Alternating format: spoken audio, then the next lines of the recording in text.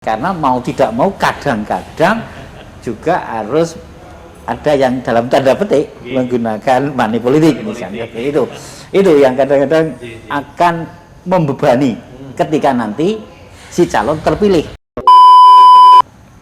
Berhubung di desa sudah ada gaji tetap yang mungkin dulu belum ada, mungkin itu menjadi salah satu faktor. Kemudian adanya bengkok ataupun lahan yang bisa dimaksimalkan oleh masing-masing perangkat desa.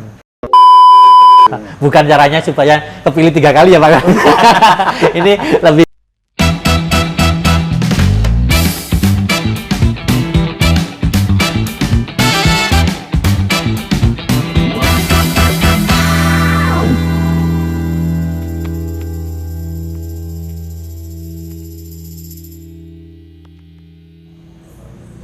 Assalamualaikum warahmatullahi wabarakatuh. Selamat pagi teman-teman semuanya.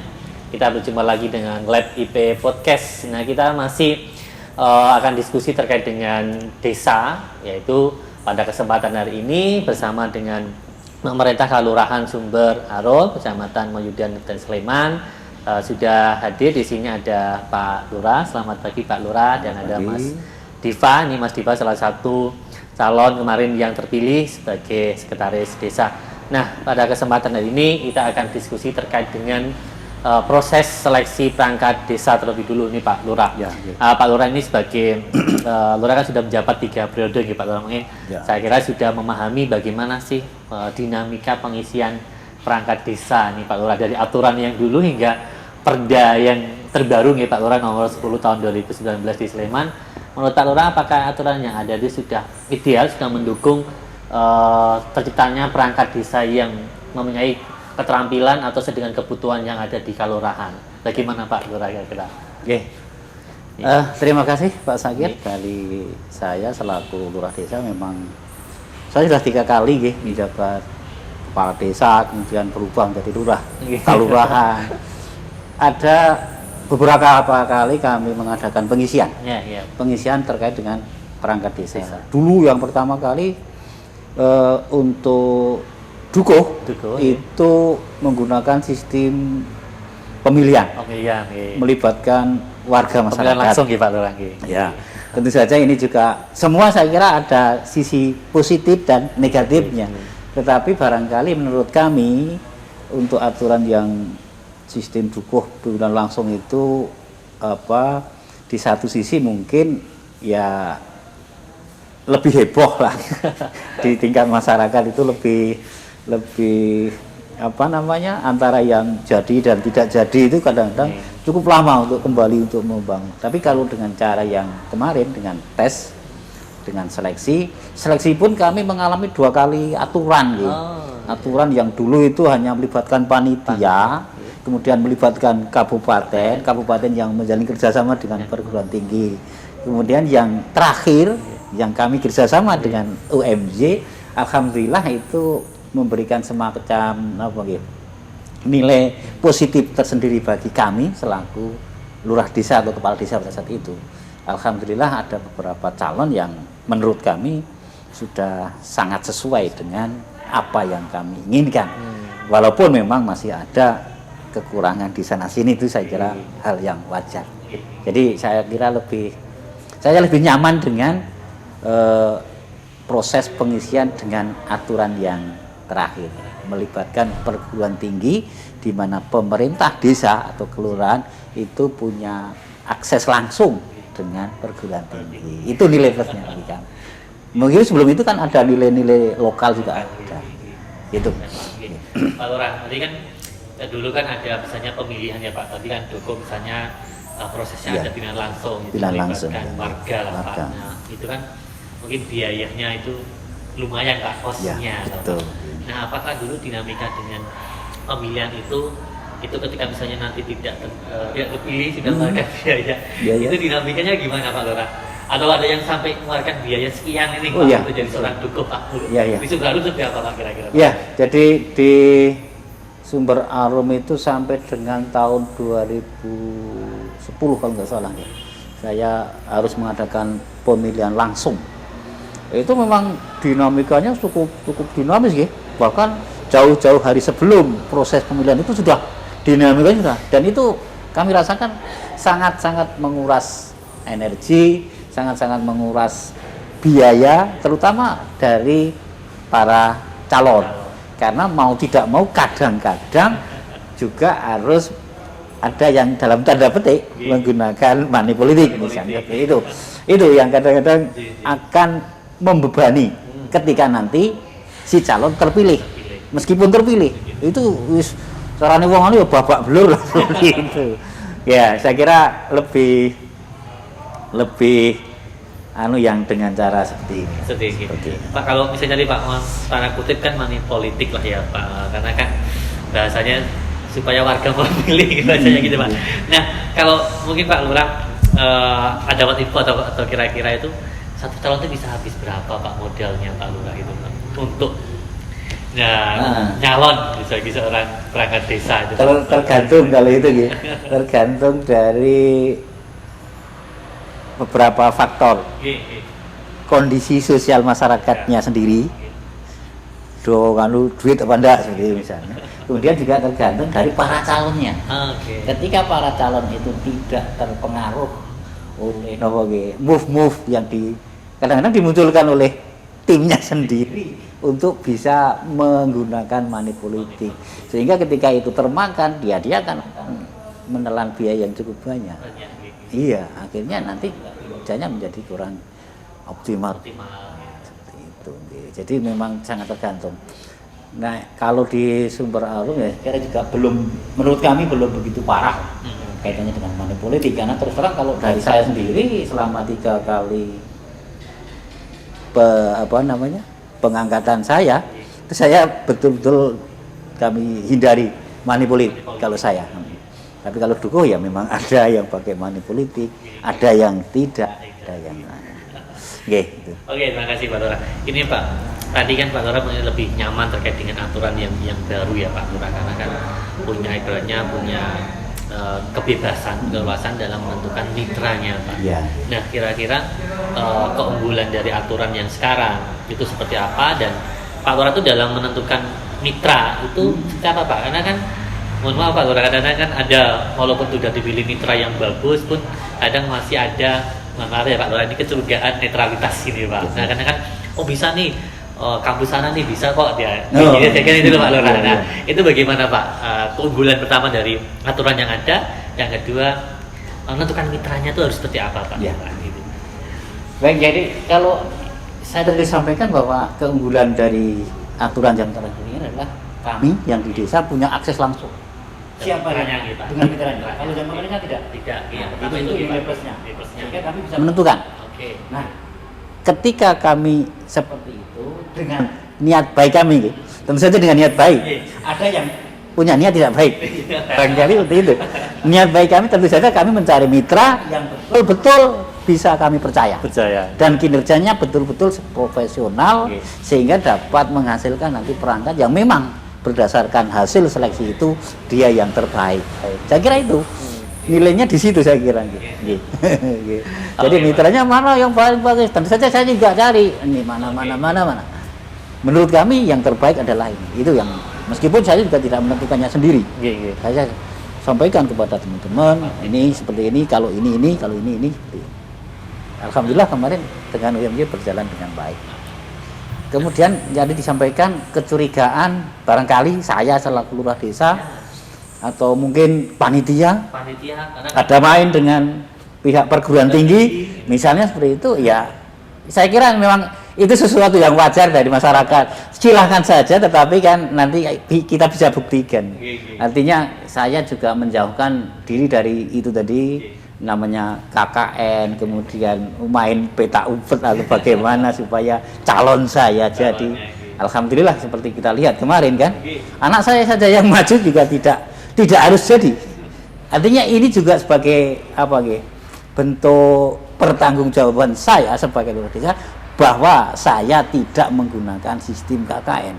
Kalau pakai mestinya saya barangkali tapi namanya kecurigaan masyarakat kan bebas, arnopo-nopo ya silahkan saja, tapi ini loh nyatanya anakku ya ora dadi. Meskipun saya juga tidak akan memaksa mereka untuk percaya kuwi aku ra main. Ya silakan aja. Tapi buktinya seperti itu. Oke, terima kasih Pak Lurah. Ini saya akan berganti ke Mas Diva.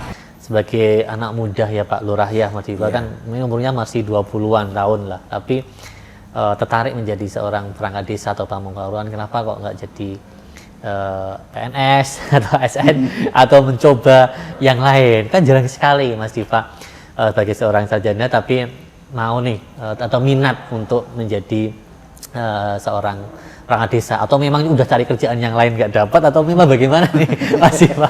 Monggo Mas Diva, kira-kira bagaimana? Ya, terima kasih waktunya. Yeah. Kebetulan saya sebelumnya kan berkecimpung di dunia pendidikan. Oke. Ya.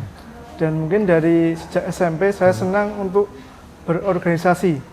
Yang mungkin dari awal itu saya sering organisasi masyarakat sehingga senang untuk bersosial. Oke. Kemudian berjalannya waktu bergabung di Karang Taruna Sumbersari, menjadi ketua, kemudian ketua di Karang Taruna Moyudan dan sebagainya, sehingga sudah nyaman dengan kegiatan sosial. Kemudian barulah bekerja di pendidikan. Yang mengharuskan berangkat pagi jam 6:30 sampai sekolahan dan pulang sudah larut sore lah jam 5 dan setengah 6. Sehingga saya merasa kebermanfaatan saya seperti yang dahulu ketika sering bersosial dengan organisasi yang saya ikuti sedikit berkurang, sehingga dalam hati itu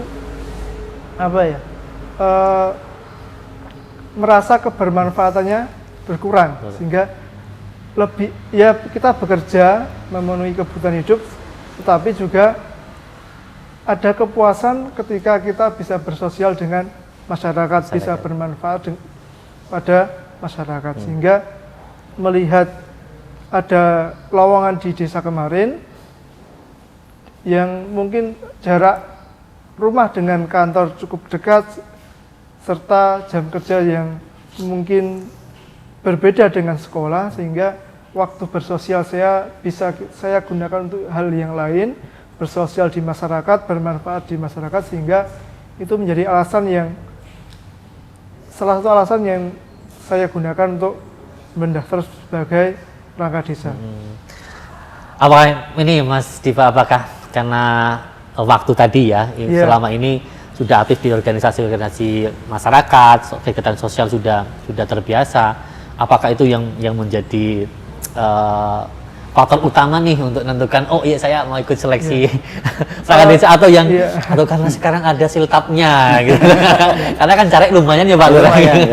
Itu Mas Diva, kira-kira gimana? Karena ketika seleksi mungkin semua calon jawabnya pengabdian masyarakat Mas Diva. Nah kira-kira dari Mas Diva yang greget apa Mas, yang sudah izin keluarga? Biasanya kadang-kadang kan keluarga nggak boleh nih, mau sudah sarjana dan yang lain kok masa jadi perangkat desa gitu Mas. Baik, ada beberapa faktor Mas. Yang tadi yang pertama saya sampaikan terkait waktu, kemudian yang kedua karena sebelumnya saya di dunia pendidikan itu masih honorer, yang mungkin sebelum Cipta Kerja sudah di bawah UMR, sehingga dan saya juga belum tahu terkait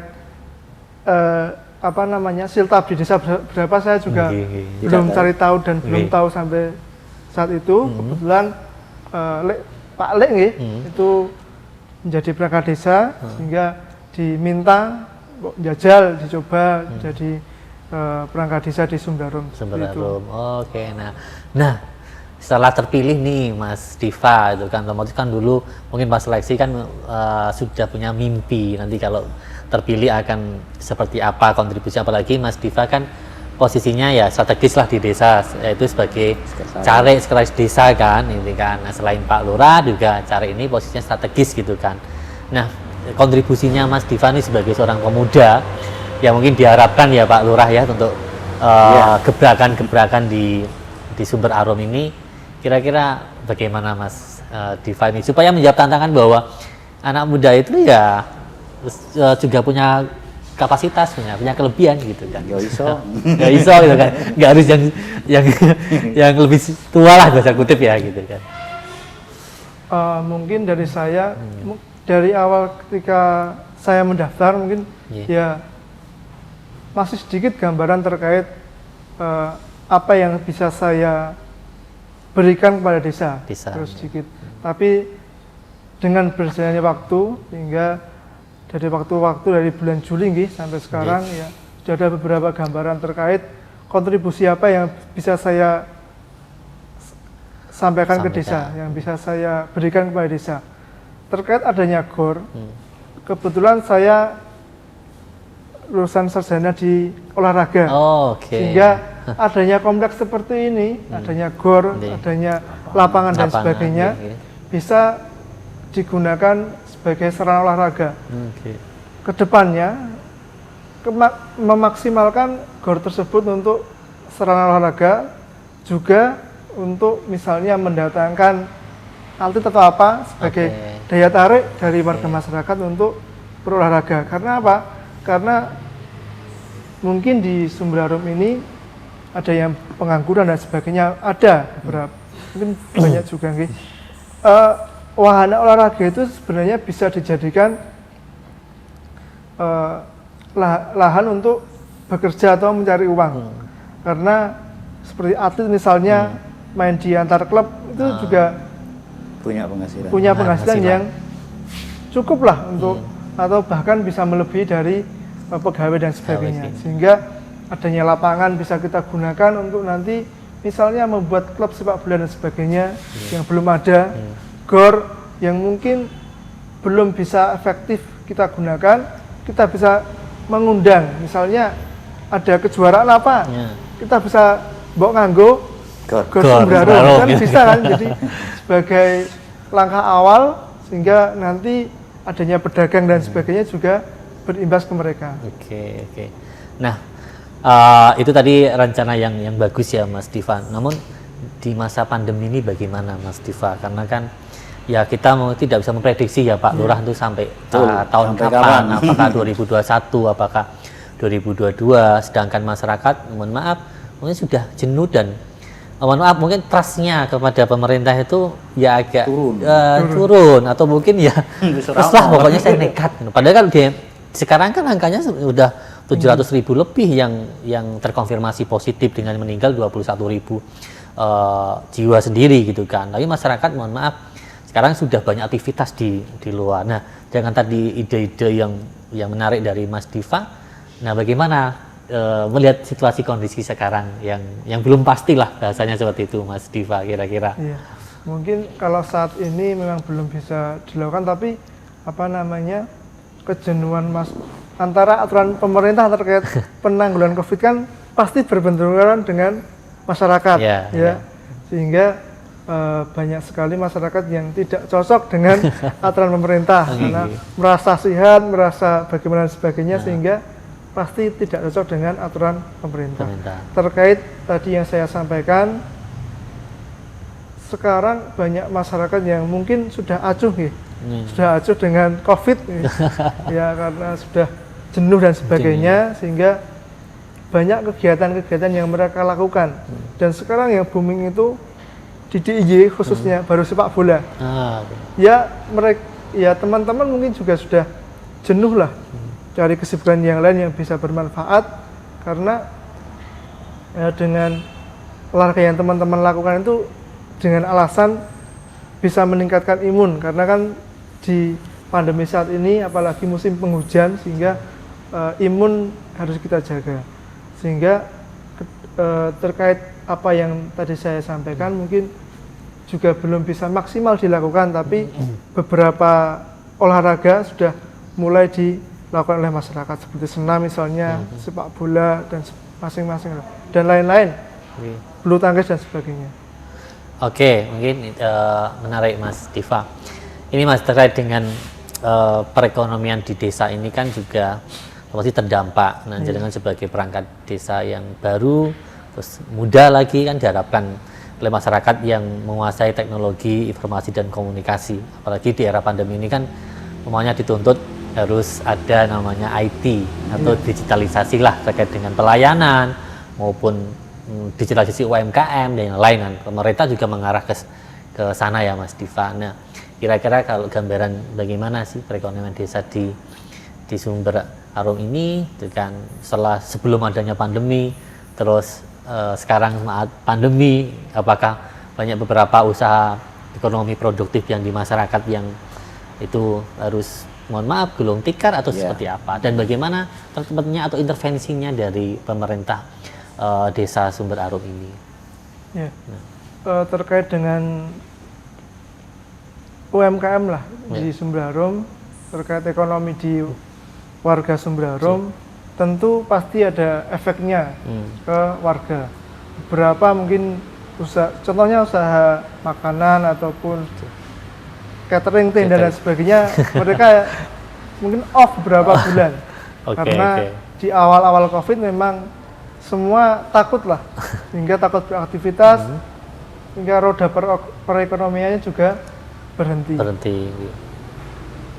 Terkait hal itu, apa yang bisa lakukan gitu? Yang bisa lakukan sementara sesuai dengan anjuran pemerintah terkait bantuan, hanya menyalurkan bantuan dari dana desa, kemudian dari Kementerian Sosial dan sebagainya. Mungkin itu yang baru bisa dilakukan oleh desa. Gitu. Iya.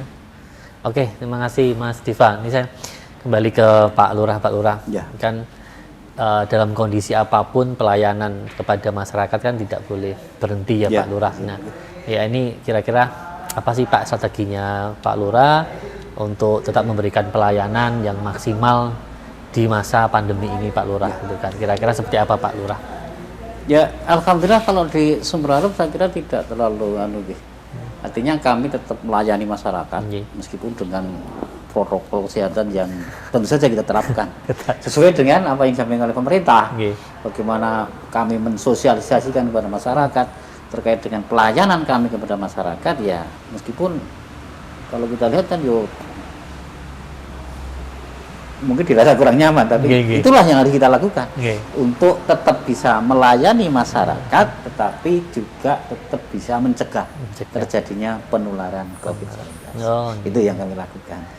Bahkan kami juga melayani ini baru kita rintis, bagaimana kita bisa melayani masyarakat melalui WA, gawe surat keterangan. Artinya sekarang sudah tidak terlalu tidak terlalu harus tatap muka langsung, sehingga masyarakat itu kan lebih cepat. Contoh misalnya kerjasama kami dengan pemerintah kabupaten adanya Lukadesi, itu pembuatan akte kematian bagi warga kami yang kebetulan meninggal di hari kerja, sekarang kita layani. Begitu ada laporan lewat WA, ada petugas kami yang menerima, koordinasi dengan teman-teman dukuh, nanti kalau dia meninggal tulis datanya, kirim ke WA, nanti begitu pemakaman kita sudah jadi. Jadi tidak perlu nanti si keluarga itu datang ke desa. Gitu. Ini salah satu yang kami lakukan. Nah, ke depan barangkali nanti untuk urusan surat menyurat juga mungkin nanti akan kita laksanakan seperti itu. Jadi masyarakat itu tidak harus datang ke desa. Cukup WA, aku butuh surat seperti ini kapan gitu. Tadi itu kan butuh semacam SOP yang jelas dan pasti. Artinya jangan sampai nanti hanya karena itu nanti kebutuhan masyarakat menjadi terbengkalai. Dilalah ke susu, gitu. Kudu tinggo manut aturan nganggo lama, jangan sampai nanti seperti itu. Intinya seperti itu. Iya, siap Pak Lurah. Tadi kan ini menarik Pak terkait dengan adopsi teknologi informasi dan komunikasi Pak dalam pelayanan. Nah, ini Pak terkait dengan untuk memaksimalkan potensi desa Pak yang ada Pak. Saya kira kan Sumber Arum ini kan luas ya Pak ya, luas sekali dengan dan potensi-potensinya itu kira-kira yang bisa dikembangkan itu apa saja Pak, meskipun di tengah ketidakpastian kapan pandemi ini selesai, tapi kan nggak boleh berhenti toh Pak, karena kalau nanti tidak ada pendapatan yang memang asli dari desa, potensi yang memang itu dikembangkan dari desa, iman-iman kalau nggak dikelola dengan baik itu Pak. Kira-kira apa Pak Lurah? Ini kaitannya dengan pandemi, potensi Saya justru melihatnya seperti ini. Kalau kita lihat sekarang ini di masa-masa pandemi ini, justru UMKM yang bergerak di bidang makanan atau kebutuhan sehari-hari itu justru berkembang. Sekarang layanan antar itu sudah berjalan. Bahkan di tingkat pedukuhan itu wis do gawe grup melalui grup PKK. Oh gitu. Ada yang bikin makanan di sore hari ada, ditawarkan. Jadi mereka kelihatannya sudah mulai bisa menyesuaikan diri dengan kondisi pandemi ini. Jadi membuat ada grup, kemudian aku panen lele tanggal sekian, sapa sing butuh. Nanti diantar. Jadi sekarang justru lebih memotong mata rantai apa ya? Jalur distribusinya, artinya dari produsen ya ke konsumen itu langsung ya, lewat Pak, ya? bantuan teknologi tadi. Nah, gitu. Kemudian yang selanjutnya kaitannya dengan potensi kami yang masih kami bagaimana cara pengelolanya adalah terkait dengan pasar desa. Pasar desa itu bagaimana nanti bisa kita kelola dengan baik, kemudian bisa diberdayakan. Tentu saja nanti harus ada pihak yang bertanggung jawab untuk itu. Rencana kami nanti kami serahkan ke BUMDes yang sekarang berubah menjadi badan usaha milik kelurahan. Ya, BUMDes itu nanti barangkali nanti selama ini kan hanya diserahkan ke seseorang lah, pihak ketiga yang sifatnya turun temurun. Terus memang turun temurun itu. Jadi ya sebagai bentuk penghargaan kami atau bagaimana, tapi nanti insya Allah ke depan itu akan kita kelola melalui BUMDes. Pasar desa. Banyak sih sebetulnya potensi di kami. Kaitannya dengan pertanian, nanti BUMDes juga bisa bergerak di bidang penyediaan saprodi misalnya. Pupuk. Juga mungkin enggak ya, saya berpikir seperti ini. Mungkin enggak kalau di Klaten itu ada beras Delanggu, di Sumber Arum ada beras Sumber Arum. Kemarin muncul seperti itu. Kan kita selaku produsen nih. Kadang-kadang beras kita dibawa ke Delanggu nanti dikasih label beras Delanggu. Padahal itu beras Sumber Arum. Nah itu yang menjadi PR bagi kami. Jadi potensinya seperti itu. Kemudian kalau kaitannya dengan wisata baru kita coba kembangkan di wilayah Jati Desa itu ada kelompok sadar wisata Pelangi Desa, Pelangi Progo ya. Pelangi Progo. Karena kita juga berbatasan dengan Sungai Progo. Itu yang saya kira cukup potensi juga nanti digarap sebagai lokasi wisata, destinasi wisata baru. Karena sekarang cenderungannya dengan teknologi itu kan bisa kita jual kemana-mana. Kadang-kadang media sosial ya Pak antara promosi dengan gini minggu yang ini Kak. Seperti dulu waktu saya di itu Pacitan Banyunipo, promosinya kayak gitu. Ternyata cuma alih. Ya. Tapi yang paling tidak mereka sudah datang ke sana. Iya. Banyak yang akan berkunjung ya Pak ya. Iya, seperti itu nanti yang potensi-potensi yang mungkin bisa dikembangkan. Nah ini Pak terkait dengan BUMDes ini kan memang salah satu sebagai badan usaha yang dimiliki oleh desa ya Pak ya. Itu kan ini pemerintahan pun boleh mencari profit ada biasanya gitu ya Pak. Dari tidak hanya memberikan pelayanan saja dalam masyarakat tapi ada memberikan profit juga. Nah kira-kira dari unit-unit usaha yang sudah dimiliki oleh BUMDes yang ada di Sumber Arum ini apa saja Pak gitu Pak? Ya. Nah kalau yang sekarang ini ada itu unit perdagangan ada, kemudian unit jasa itu ada. Tapi karena sifatnya masih kecil gitu. Untuk saat ini kita dari desa itu baru penyertaan modal 50 juta kemarin. Tahun 2017. Cuman ya kita kan memang juga harus hati-hati juga. Kadang-kadang kan melalui BUMDes juga dana desa tersedot. Kadang-kadang. Cuman harapan kami, tapi alhamdulillah di Sumber Arum tidak. Jadi sudah memberikan PAD ke desa. Ke desa. Selama 3 tahun itu kalau tidak salah hampir sekitar 14 jutaan. Ya alhamdulillah. Tiap tahun ya Pak ya? Dengan modal hanya 50 juta. Dapat profit. Tiap tahun kemarin yang tahun pertama 4 jutaan. Kemudian tahun kedua juga sekitar 4 jutaan. Yang ketiga ini juga sekitar 4 jutaan. Nah, barangkali nanti kalau memang sudah ada yang dikembangkan. Tapi terus terang kendala yang kami hadapi adalah sumber daya manusianya. Ini yang perlu kita bangun agar mereka betul-betul bisa menjalankan tugasnya dengan profesional. Ya mau tidak mau kalau BUMDes ya harus cari profit, meskipun tidak harus memberatkan masyarakat. Kan gitu. Ini yang itu tadi. Ada pemberdayaannya ya Pak ya. Artinya nanti bagaimana masyarakat itu juga berdaya. Bahkan nanti bisa kita jalin kerjasama antara BUMDes dengan masyarakat. Bagaimana kita membeli produk masyarakat, kemudian kita jual seperti itu. Oke, Pak. Nah, ini tadi kan menyinggung terkait dengan kapasitas SDM-nya, Pak. Nah, kira-kira BUMDes terkait dengan yang ada di Sumber Arum ini dari segi apanya, Pak, yang kapasitas ini yang harus ditingkatkan? Apa penguasaan teknologinya atau apa kecakapan menangkap peluang yang ada atau seperti apa, Pak Lurah? Yo, saya kira di kecakapan untuk mengelola sebuah usaha, pengembangan usahanya itu bagaimana. Melihat sebuah potensi, kemudian beliau punya semacam apa namanya ya, inovasi atau apa, kemudian dituangkan ke dalam sebuah bentuk program kerja atau unit usaha. Itu yang sangat kami harapkan. Jadi SDM ini bisa membangun seperti itu gitu. Ini kok ono pasar ya, pasarnya kok minggumu dikelola gitu ya, Pak ya. Tak kelola, tak gawe ini, tak gawe ini. Neng gawe gini, kuwiran bayar gini, seperti itu lah. Itu yang perlu dibangun saya kira. Siap. Itu hanya satu contoh saja kalau saya. Oke. Pak, ini Pak Lurah terakhir nih Pak, dari Pak Lurah, Pak. Mungkin bisa untuk sharing ke desa-desa yang lain ya, Pak Lurah. Pak Lurah kan punya sebagai pejabat yang sudah 3 periode, Pak.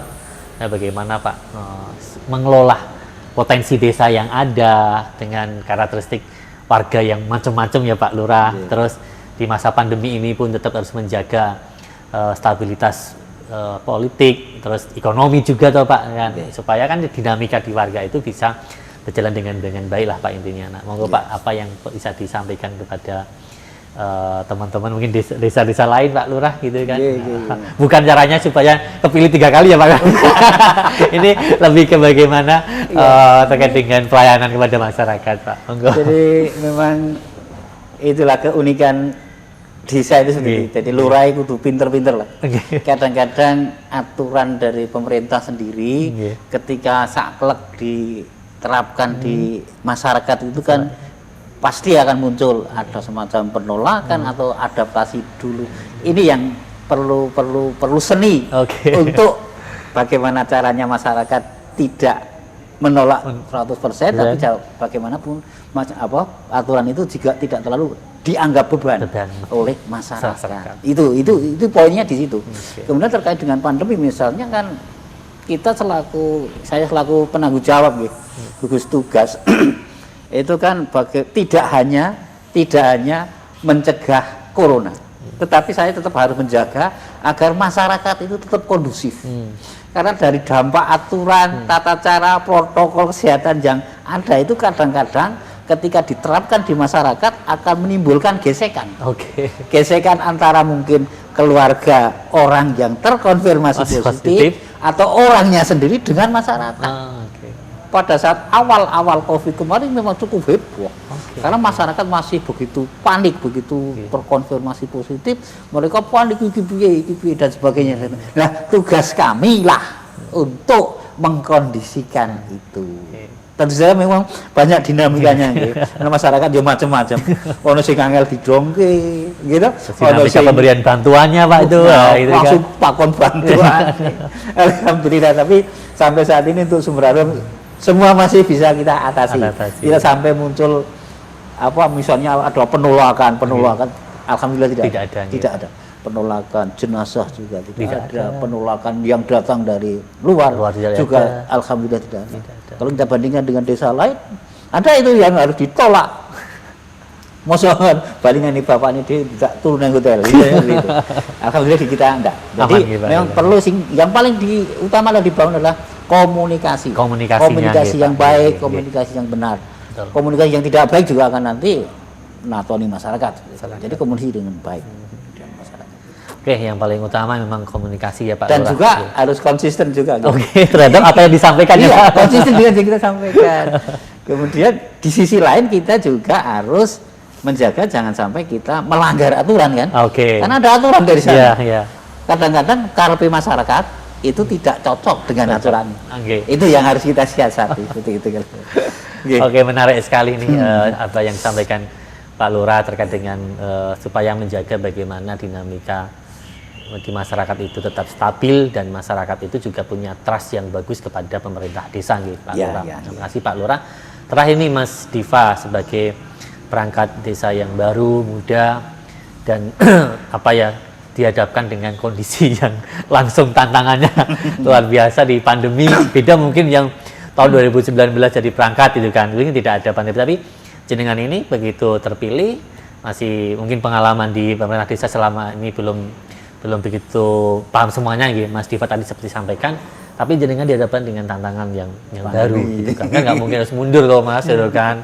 Nah itu kira-kira bagaimana ini solusi atau strategi dari Mas Diva supaya bisa bahasanya itu begitu lahir dari orang itu langsung bisa lari Pak, orang mengimbangi dengan apa yang disampaikan Pak Lurah tadi gitu kan. Nah kan sebagai perangkat desa kan harus bisa mengimbangi apa yang kebijakan dari pemerintah desa gitu, Pak Lurah atau dari kabupaten, itu bagaimana Mas Diva?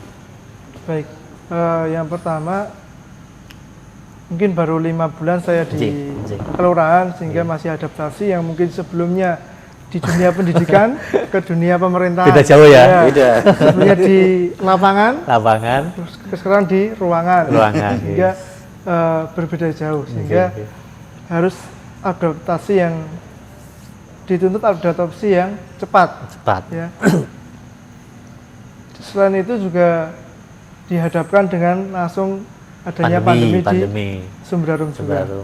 Terkait hal itu, terkait di pemerintahan, saya mengikuti alur yang ada dulu di Sumber Harum.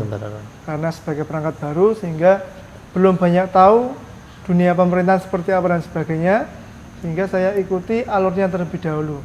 Sembari sering cerita, sering diskusi dengan rekan sejawat, baik itu dengan Pak Lurah maupun dengan Kasikaul. Selain itu juga saya komunikasi dengan rekan-rekan perangkat desa di luar Sumber Harum yang kebetulan juga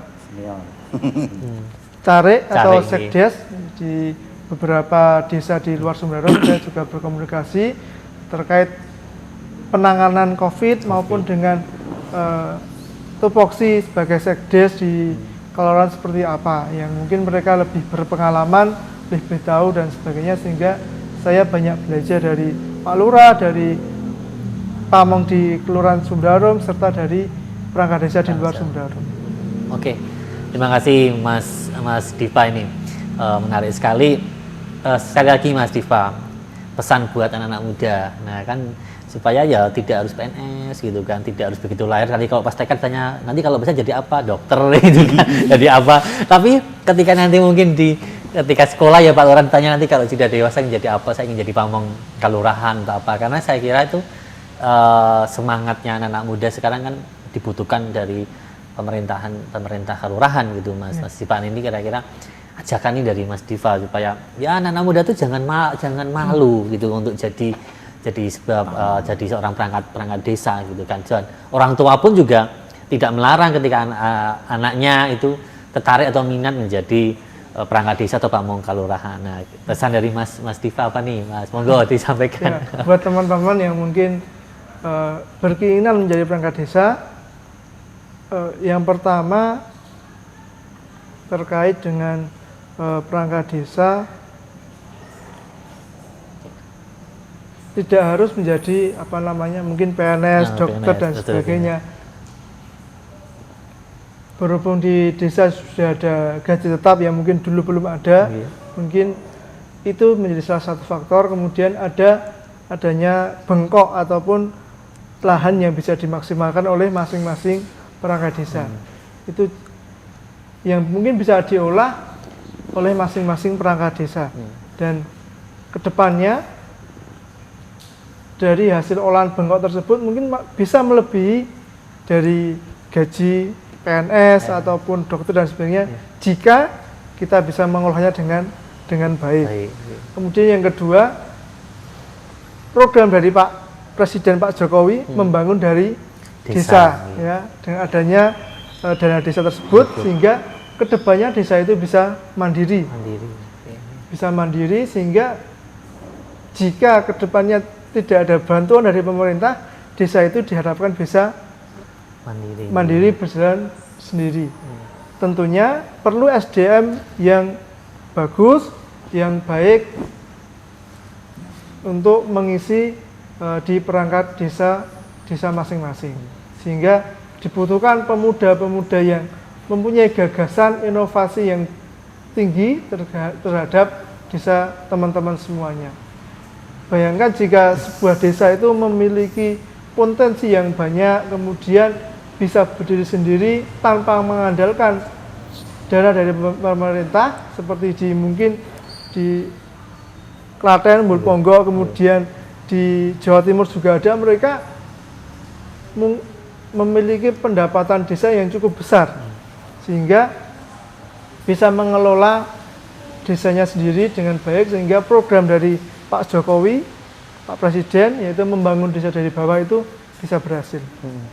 Oke, terima kasih Mas Diva ya. Ini yang pertama teman-teman, jadi nggak usah malu nih kan, sebagai perangkat desa itu bisa alternatif atau bahkan tujuan teman-teman untuk menjadi pengabdi ya Pak ya di desanya, kembali ke desa itu kan setelah kuliah bertahun-tahun merantau, bisa dikembangkan ilmunya, pengalamannya ke desanya lah gitu kan. Karena seperti yang sampaikan Mas Diva ya, bahwa sekarang desa itu menjadi perhatian oleh pemerintah pusat, apalagi ibaratnya pemerintah desa itu adalah sebuah kehadiran negara di tengah-tengah masyarakat yang bisa langsung manfaatnya dirasakan oleh masyarakat. Ya. Terima kasih Pak Lurah atas waktunya dan sharingnya, Mas Diva terima kasih juga, teman-teman Lab IP terima kasih. Sampai jumpa di podcast selanjutnya. Jangan lupa ikuti semua kegiatan yang ada di Lab IP. Terima kasih. Assalamualaikum warahmatullahi wabarakatuh. Waalaikumsalam.